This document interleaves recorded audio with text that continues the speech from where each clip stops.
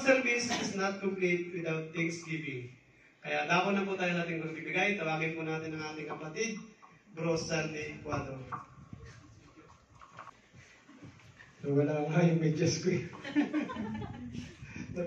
Thank you, Lord. Praise God.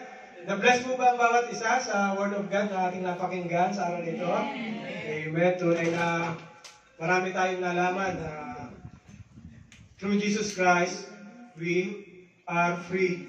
Sinet tayo ng Panginoon upang palayahin sa mga kurses, sabi nga ni Tatay, sa mga bandage.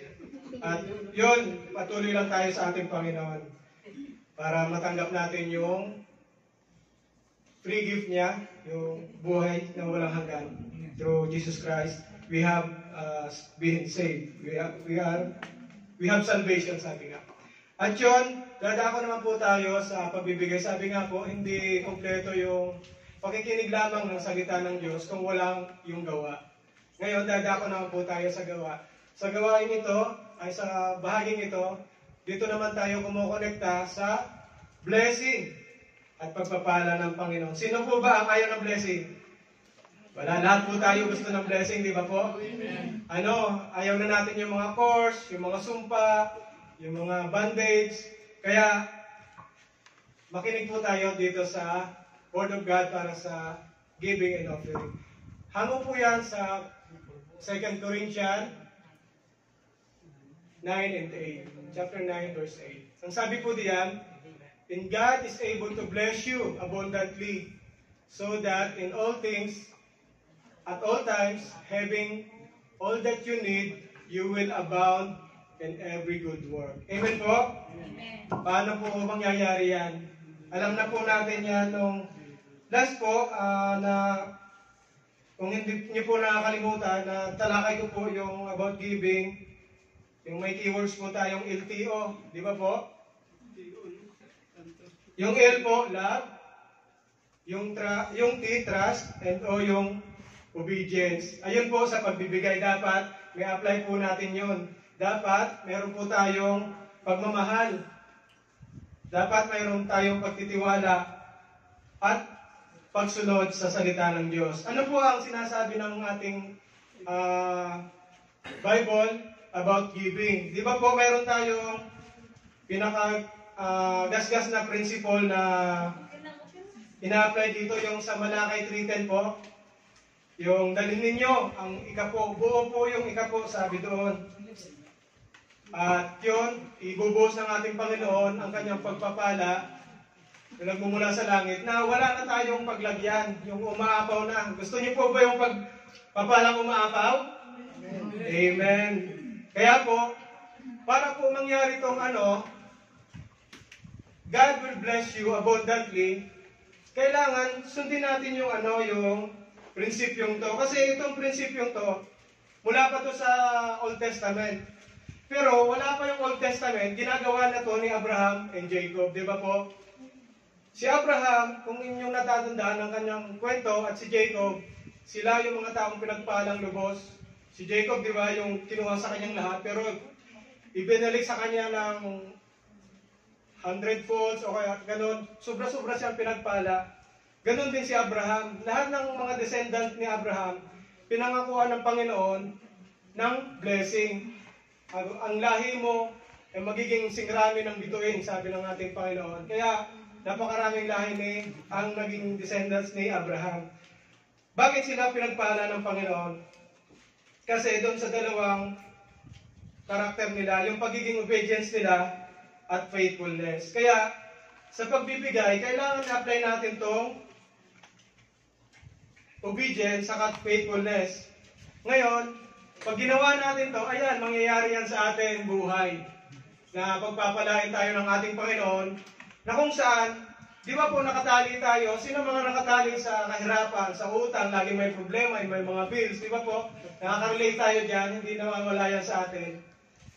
Pero, pag inuna mo daw si Lord na ang bahala dyan sa mga problema mo. Naniniwala po ba kayo doon? Yes. At yun, malalaman natin, tutulong sa inyo sa aking napag-aralan, ang 6 na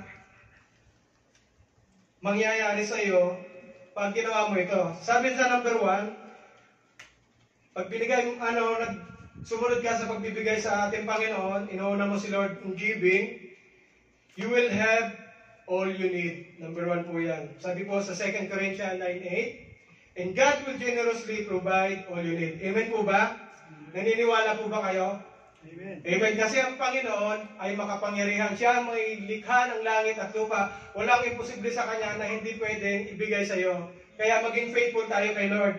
Ano ba magiging pag nagbibigay tayo? Number 2, you will bless others. Di ba po?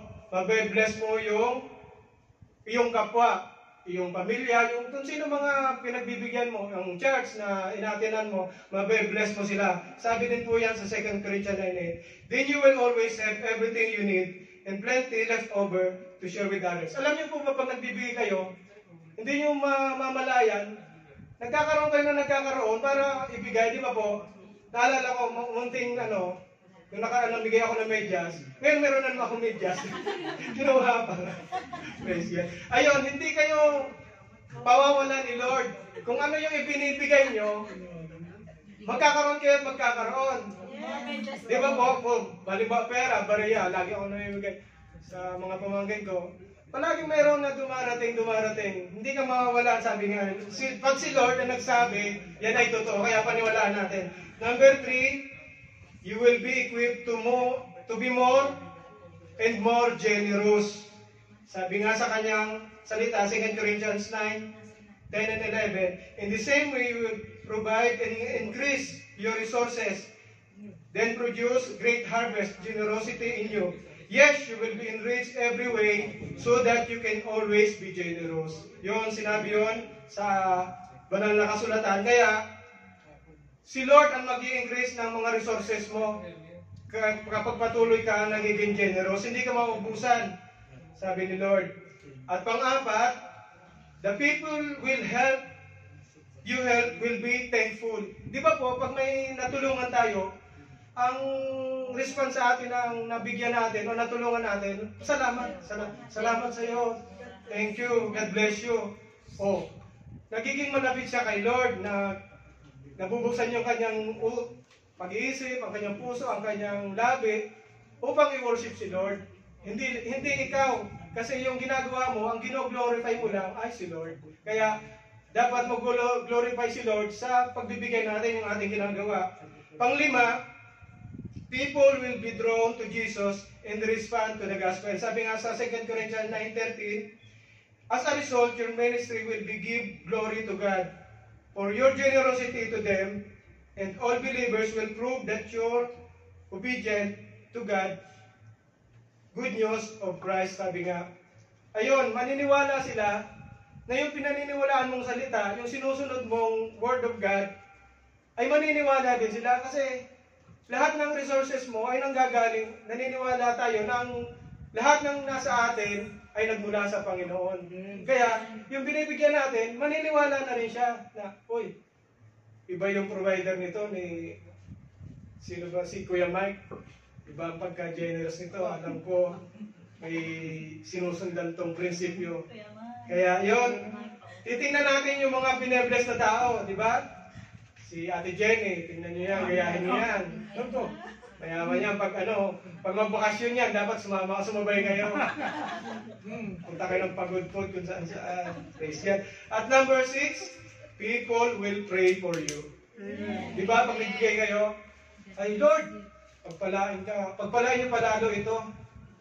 Lalo pang magbigay ng magbigay. Kaya yun, natutunan niyo yung 6 na yun, yung LTO. Pero ito, ano naman to, may code naman to, TGIS naman ngayon. Kung dati LTO, TGIS ngayon. Ano yung T?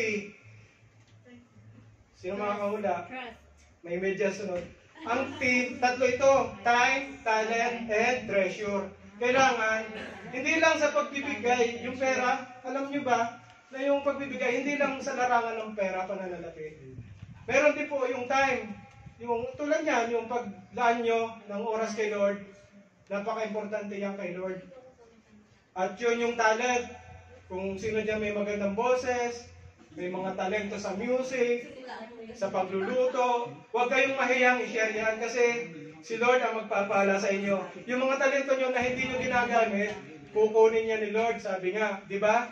yung nagtago ng talents, ay anong ginawa? Kinuha at ibinigay doon sa marunong humawak ng mga talento. At yun, yung treasure, yung anong may treasure tayo, ibahagi natin kay Lord. At si Lord na yung magdi-distribute niyan para sa mga nangangailangan, tumulong tayo. And yun, yung TGIS nga po, G, be more generous naman po, yung G. Tapos yung I, ideas, kung meron tayong mga ideas, may mga intelligent tayo, i-share natin sa gawain ng Panginoon. Huwag nating i-share kung saan-saan na mapiplease natin kung sino yung tao lang, di ba? Ang i-please natin yung ating Panginoon. Amen po ba? Then, yung S sa TGIS ay serve God or share the gospel. Paano po ba ito? Yung pagbibigay pala sa Panginoon, hindi lang yung pera, hindi lang yung mga talento, yung time, kundi yung pag-share din ng salita. Ako, na-convict ako dito, kaya kung makikita nyo sa aking Facebook, lagi ako nag-share ng salita ni Lord. Kasi yun yung Great Commission natin na dapat makiisa tayo, ipalaganap natin yung pagmamahal ni Lord, yung salvation. Sabi nga, hindi man tayo karapat-dapat, makasalanan tayo. Pero ang Diyos ang gawa ng paraan upang maging karapat-dapat tayo through His Son, Jesus Christ. Diba po? Kaya yun, in a little way, yun, sana magawa natin yung mga bagay na ito para sa kag-glorify ng ating Panginoon. Yun po, para ang ating Panginoon will bless you abundantly in all things at all times, and having all you need will abound in you in good work. Kaya pagpapalain ni Lord ang lahat ng iyong gawa, ang lahat ng iyong buhay, kung tayo ay magiging faithful at maging obedient sa pagbibigay sa Kanya. Tayo na pang magbigay. Amen ba?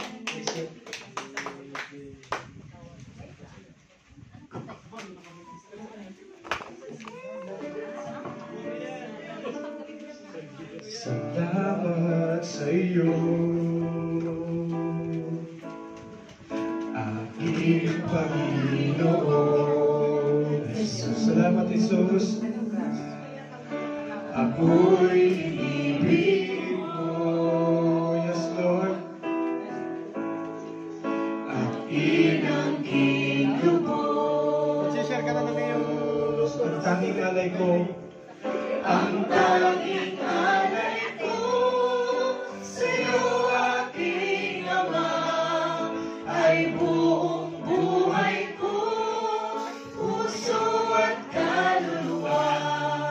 Di makaya naman mag-ibang kaloob, mamahaling iyas, digitong suko, ang tanging dalangin, o Diyos ay tanggapin, ang tanging alay ko, nawa ay gamitin, ito lamang Ama, wala nang iba pa, akong inihiling. Yes, Lord. Ito lamang ang mga aming hinihiling, Panginoon Lord God, na kayo ang patuloy na maging sentro, Panginoon Lord God. Kayo ang maging una sa lahat sa aming buhay, Panginoon Lord God. Salamat, Lord, sa pagkakataong ito, Panginoon Lord God, na kung saan, Panginoon Lord God, patuloy mo kami binibigyan ng pribilehiyo at pagkakataong, Lord, upang magbigay sa iyo, Panginoon Lord God, sa kabila ng aming mga pagkukulang, Lord, sa mga panahon na kami ay nagkakasala, hindi sumusunod sa iyo, Panginoon God. Andiyan ka, Panginoon Lord God, patuloy na nagmamahal sa amin, Lord. Kaya patuloy na papuri pa salamat ang aming alay sa iyo, Panginoon Lord God. I pray, Panginoon Lord God, na gamitin niyo ang aming buhay, Panginoon Lord God, to glorify your holy name, Panginoon God, through your Son, Jesus Christ, Panginoon Lord God. Patuloy niyo kaming turuan, Lord, na magkaroon ng pusong mapagmahal, Lord, mapagbigay, Panginoon Lord God.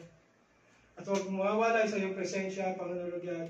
Kami nagpapasalamat, Lord, sa lahat ng iyong biyaya, Panginoon Lord God, sa patuloy na buhay, Panginoon Lord God, sa buhay ng aming mga mahal sa buhay, Lord, na hindi niyo pinababayaan, Panginoon God, pinagkukulang, Panginoon Lord God. Pray, Panginoon Lord God, na Patuloy na kaming palakasin, Panginoon God, especially, Panginoon Lord God, sa aming spiritual na aspeto ng buhay, Panginoon Lord God. Kayo patuloy na maghari, Panginoon Lord God. Patuloy niyong i-bless, Panginoon Lord God, ang buhay ng bawat isa. Mga kapatirang na ito, Panginoon Lord God, ng laan ng oras, nagbigay sa iyo, Panginoon Lord God, ng pagmamahal, Panginoon Lord God. Patuloy niyong ipagkaloob, Panginoon Lord God, ang pagpapalang nagmumula sa iyo, Panginoon Lord God. Pagkat, Panginoon, wala kami magagawa. Without you, Panginoon Lord God, sa iyo lamang kami umasa ng lahat sa aming buhay, Lord. Salamat, Panginoon Lord God, sa lahat ng aming buhay, Lord. Kayo maghari, patuloy sa aming buhay. Let your love, joy, and peace be with us always, Panginoon God. Salamat po, in the name of your Son, Jesus Christ. Amen. Amen. Hallelujah. Praise God.